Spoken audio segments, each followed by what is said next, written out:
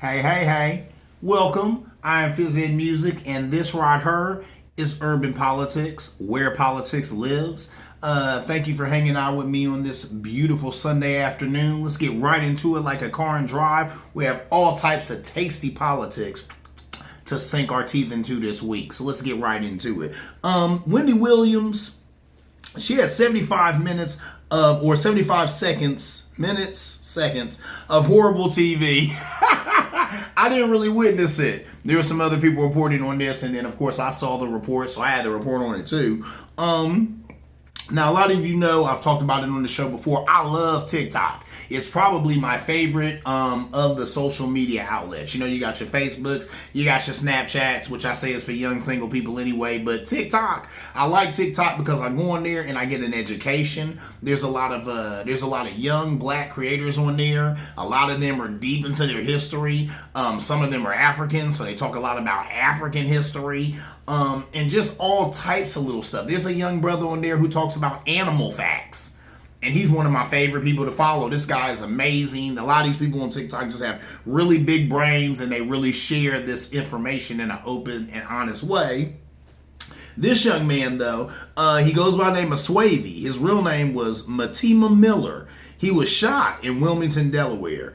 Died at a hospital. His family has vowed to get justice. This brother was 19 years old. 19. They're calling it an act of senseless gun violence. Now, you know what I'm saying? Number one, it seems as I've been looking at my news feed, it seems there's been a lot of young TikTok stars that have met their end. Through some kind of nefarious way or something. Somebody shooting them or something going on. I'll probably do a show about that because that's kind of interesting to me too, you know, as well. Why is it that these kids who have all these followers, for whatever reason, are ending up dead? So that's interesting. And then I really started to think here, is it really jealousy? Are people that jealous? But, well, you know, listen a little bit more. So there's that. Like I said, they're calling it senseless gun violence. This brother had 2.5 million followers. And he was a dancer. He did dances on TikTok. And I like watching TikTok a lot of that too. I can't dance. I love to dance. I do it all the time. I can't dance at all. I'm a horrible dancer. But I love to see other people dance. And obviously a lot of people get a lot of joy out of watching people do dances, right? This young guy, 19 years old, he had 2.5 million people following him because of the way he could bust a move. I'm impressed by that. So, as far as his murder goes, it looks like some grown guy killed him. The dude kind of looked like Old Dirty Bastard. I'm not going to lie, when I saw his picture. Says that he was paid $10 million to kill this kid. I don't know what's going on behind that.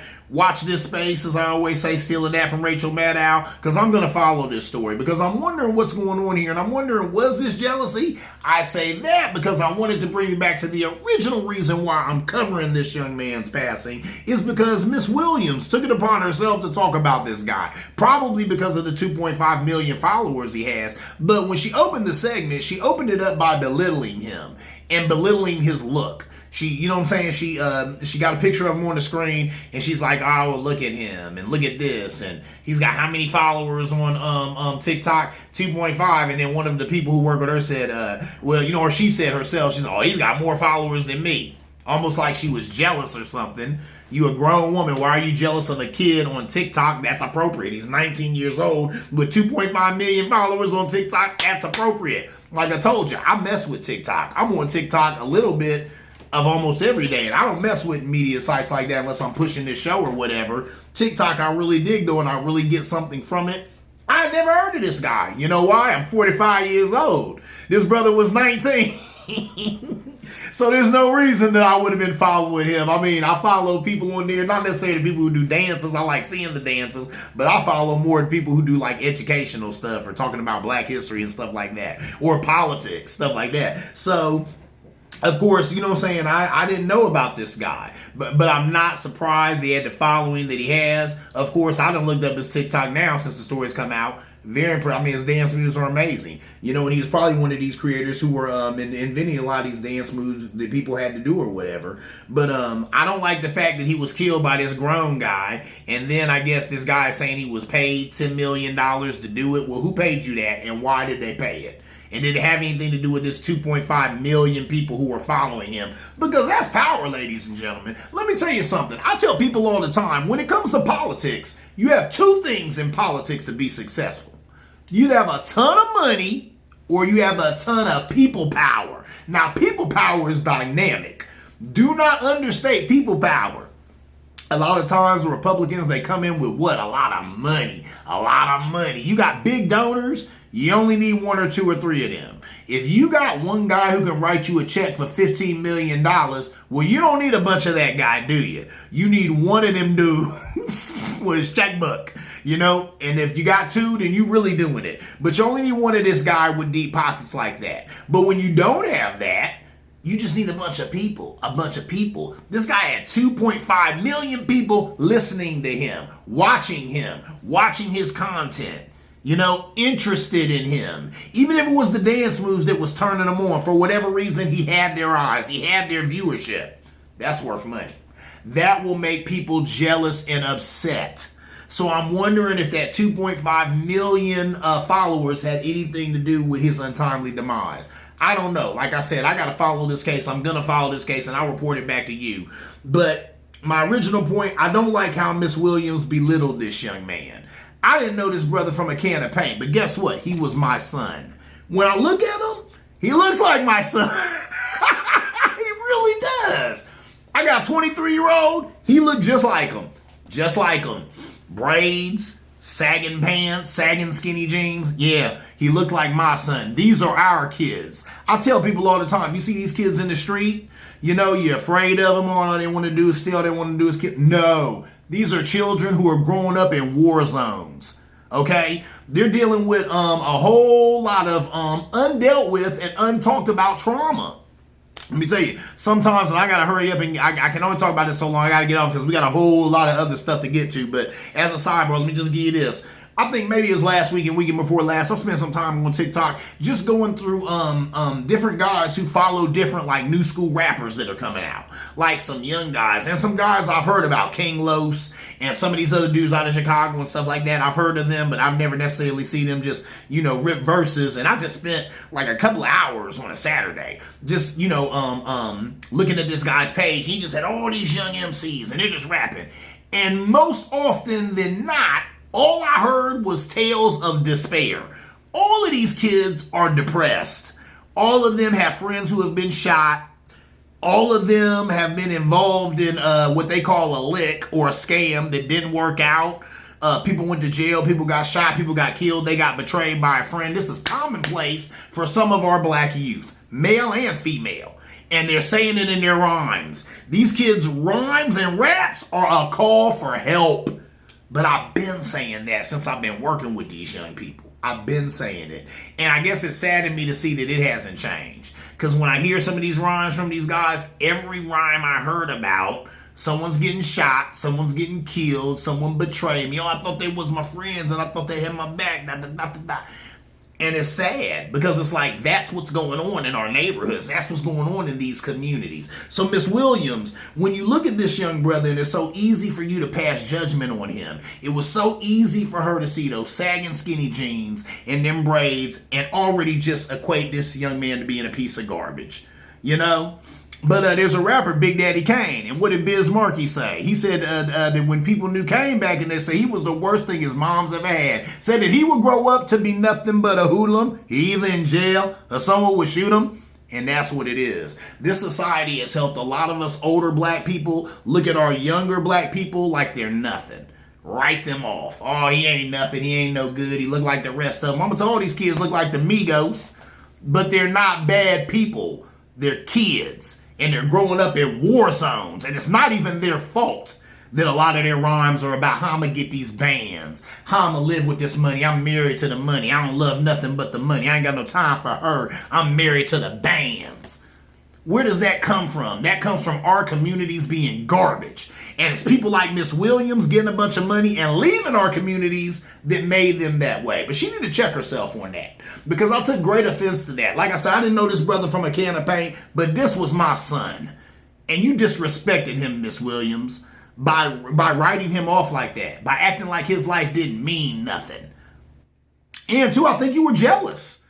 I think she's jealous of this 2.5 million followers. People are jealous of that. People get mad when they see that this young man had the ears and the eyes of that many people, right? Because this 2.5, well, we can multiply that by 2. So that's all the ears and the eyes that he had. A lot. For whatever reason, a lot of people had found a kindred with this young man. And I think she was jealous of that because she's famous. I'm famous. I'm Wendy Williams. I was on the radio. I'm on TV now. Here I got 2.5 million followers on TikTok, and I ain't even got a TikTok account. Well, that's your fault. And guess what? You're all like me, Wendy. You shouldn't be on TikTok. Unless you're going to do a dance or something. You know what I'm saying? Or you marketing your show like I market my show. But come on, get over it, lady. You're old like me. That's for the kids. You know? But don't discount the kids. Those are our kids. You should still have love for them. And when a young man like this passes, I want to treat that with reverence. She did my man, NBA Youngboy. Everybody knows how I feel about him. That's my dude. Did him the same way. But I like how when he rebutted to her, he still spoke with intelligent and sober thought. And he prefaced it by saying, I ain't going to say nothing bad about that lady. She said what she said about me. That's fine. I ain't going to say nothing bad about that lady. And then he said some stuff. I talked about it on the show. So that's what's up, Miss Williams. So I guess that's just my sidebar for her. Check yourself. But I say that to a lot of older black folk in our community. Check yourself, because these kids are kids. Okay? They're kids. And some of the same stuff that you and I are saying about them, people said about you and I when we were their age. Remember, when we were their age in high school, people were wearing baggy clothes. People wanted to look like NWA and Ice-T and Ice Cube. And people say, that's crazy. Why you care about them guys? That was the music of the day. That was the look of the day. So these kids, that's their look of the day. But don't diss them. They're still our children, okay? So that's what's up. Moving on, I want to talk about the moratorium on evictions and how it was reinstated. Woo! That's a win. That's a huge win for renters, a loss for landlords. Some people say, I don't necessarily see it as a loss for landlords. I'll get into that in a minute. The National Association for Realtors, they saw it as a huge political loss. Said it was a slap in the face. The National Association for Realtors is a huge lobbyist in Washington, a lobbying body. They give millions each year to congressmen and women. So they were extremely surprised that Joseph Biden gave in to the far left. He kind of had to. It was a political nightmare for him at this point. First, well, hold up. Okay.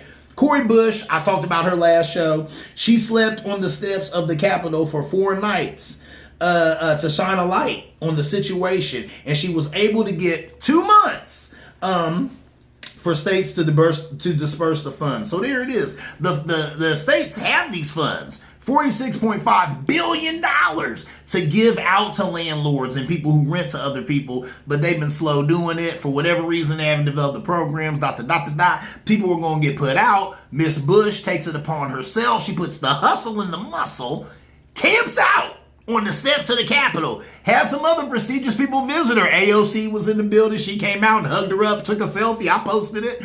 Some other prominent Democrats came out there, but Miss Bush, and the reason why she did that, I'm speculating, but I'm pretty sure I'm right, is because she's been homeless. If you know her story, go. If you don't know it, go read it. It's amazing. But she was homeless at one point in her life. She said her and her 2 kids were homeless at one point. So she already knew what that was about, and she took it seriously, and she slept on the steps of the Capitol for 4 nights. 4 nights. Think about it. This woman's in Congress. I'm sure she got a nice house, nice car. She could have went home and slept in her nice bed in 4 nights. Like a lot of these other congressmen and women. There were pictures of congressmen jumping over her on the steps to go home and kick it with their family, with their wife and kids, while their constituents were going to sit in the streets without a roof over their head.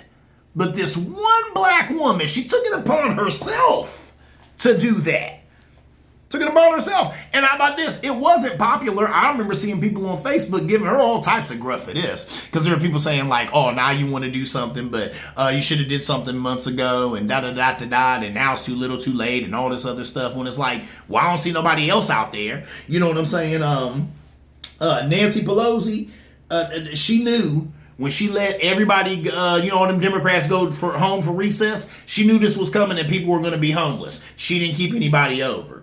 Mr. Biden. He knew this was coming. He knew people were going to be homeless, okay? But because Brett Kavanaugh said some stuff, he didn't even put anything into action. He didn't draw up any legislation, none of that. All he did was said that the CDC is probably overstepping their legal bounds, even putting this moratorium on evictions, and left it at that. Put it in the record that I think they're probably stepping over their bounds. He didn't do anything legally about it. He didn't say anything like that. But then the White House took that and said, yeah, that gives us a little political cover. We'll just comfortably set this one out and say, nothing we can do. 6 million people got to be homeless because a Supreme Court justice said it might have been overstepped. So because of that, we're going to just fall back and do nothing. But Miss Bush said, nah, I've been there. I've been there where these people are at. I'm going to do something. I'm going to go camp on the steps of the Capitol. I'm going to get some eyes on me. Because I guarantee you, I'm a congresswoman. People going to look at that. And then they said behind the scenes, there was all types of stuff that she had been doing to get things together for this. See, what this was is, this was political theater. And the White House, they tried to take credit. Joe Biden flaked. Because like I just mentioned that, that's the reason why he flaked. Because he gonna say Mr. Kavanaugh had said in the Supreme Court that the CDC may have been overstepping their bounds. All this was garbage. But when it all came up, they were kind of put on blast. Because you already had Miss Bush, who shined a light on it, made it to where Joe Biden and everybody, he was getting pressure from everywhere, they said. But he'd been getting pressure from her. And then with her camping out on the steps, okay, now you got the whole world is looking at this, and people are talking about it. I know I talked about it. Other people are talking about it. He had to act. Now I have to do something, right? And then you could tell they were a little miffed about that. You know what I'm saying? Jen Psaki, who I actually like, she's a speaker for the White House. I like her, but I didn't like the fact that she tried to act like Joe Biden had been doing this, and it wasn't necessarily all because of Cori Bush. And she tried to take credit from her and try to say, but we've been pushing for this. We've been about this all along. Get that out of here. That's a lie. Okay? I only saw one person on those Capitol steps, and it was Cori Bush. Pelosi wasn't out there. Biden wasn't out there. And that's what's up. Now, I'm going to give y'all love when y'all do the right thing. But when y'all do stuff like this, like leave the American people in the lurch, 6 million people are going to be homeless, we got to hold your feet to the fire on that too. So keep it real. If it wasn't for this one sister who represents New Jersey caring about 6 million people who would have been homeless, they still be homeless. She bought them 2 months. People were like, what's 2 months? Hey, it's better than nothing.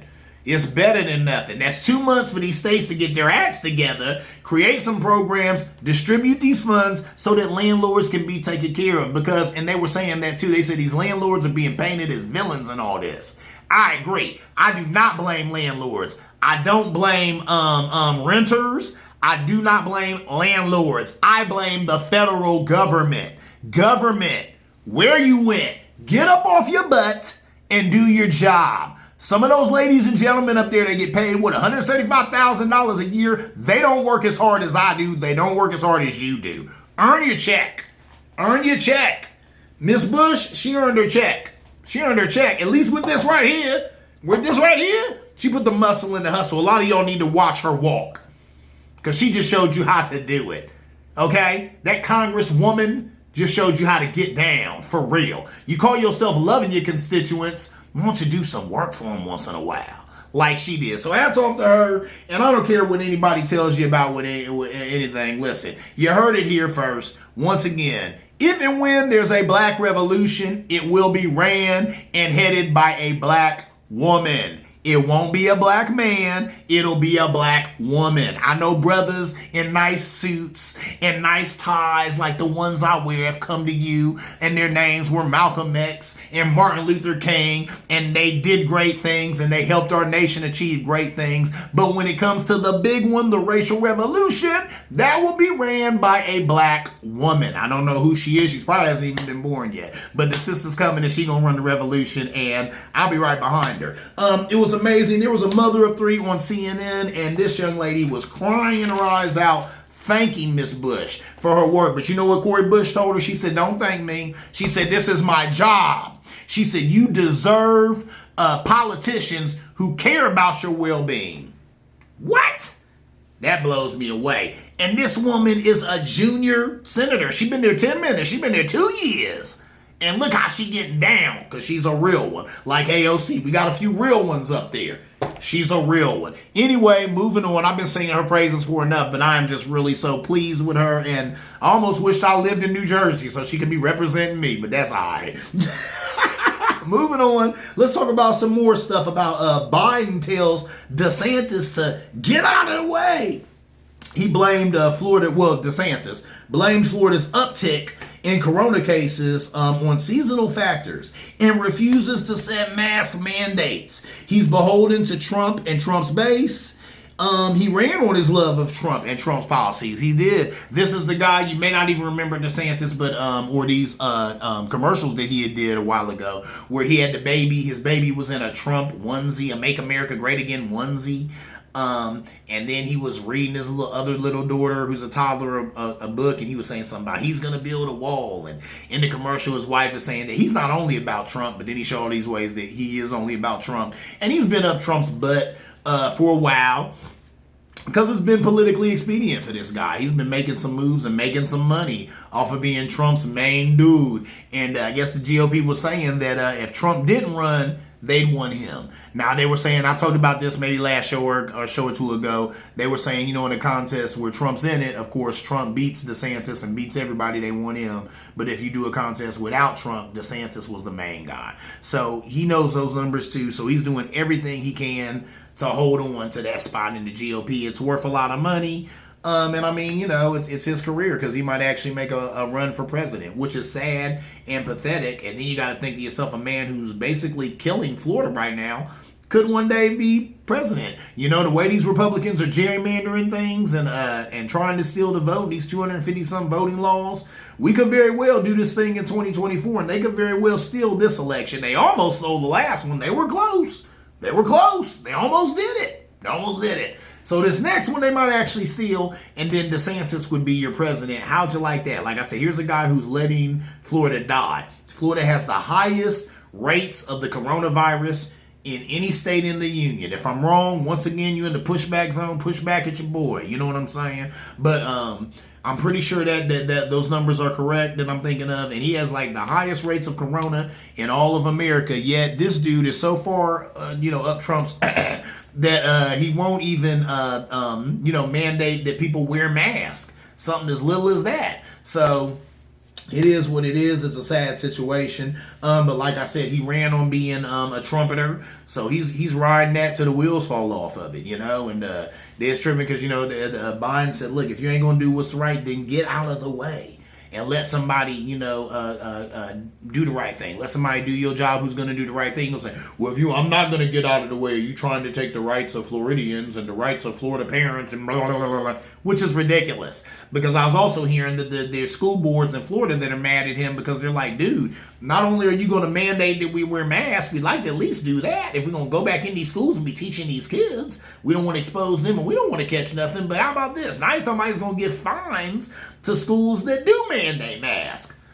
So you won't mandate that we do the right thing, and now when we do the right thing, you want to make it to where we're going to pay a fine like we did something wrong? This is redonkulous, but this is what you get when you have a party that is beholden to a madman and his base, to the king of the idiots and the idiot squad. How are you going to please that? How are you going to please these people who do not believe in facts and do not believe in reality and, will not believe their lying eyes? So it is what it is. God help DeSantis. My goodness. Anyway, moving on.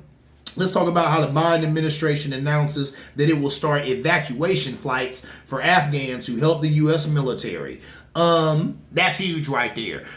We've been needing to get out of Afghanistan. Everybody's promised they were going to do it. We couldn't do it. We've been trying to do it. Barack couldn't do it. He wanted to. He said, I'm going to get troops out of Afghanistan, but every time you pull them out, then you get ISIS coming back in, and they fill in the gaps basically and take things over again. And the Afghan military wasn't able to defend itself. So, Trump couldn't do it. He talked about how he was going to bring a bunch of troops home. Couldn't do it. It's hard to do. And I mean, I was critical of the man for a lot of things, not necessarily of this, because who's been able to do it? Because that's the thing. As soon as you pull all them American troops out, then ISIS comes back in, because essentially that's their home. That's their land. How you going to tell the gang who's from the area that they can't control the people of the area, right? So, you know what I'm saying? You in there and you occupying it. You got your troops walking around with guns. Of course, they going to fall back. These people got more guns than us. But as soon as y'all gone, your tanks and your guns done left. Now we back in here. We're enforcing our rule on the people because we're the big dogs when you're going. There ain't too much you can do about that. It looks like Biden said, hey, look, I'm going to leave some military there. That's how that is. A friend of mine who's in the military told me, Ed, whenever the army or the military is someplace, we never leave. There's always going to be an embassy or some kind of military presence in that country. We're never just going to leave completely. So there's that. We're going to leave some, of course, we're going to leave some people there, you know, to try and maintain a little order or whatever. But the bulk of those soldiers, they need to come on back home. What are we doing, man? We've been over there for 10, 12 years plus. This thing needs to end. Is there any end to this thing? So that's what it is. And like I said, you know, all types of presidents have tried to do it. Joe Biden has just said, hey, guess what? We're doing it. We're doing it.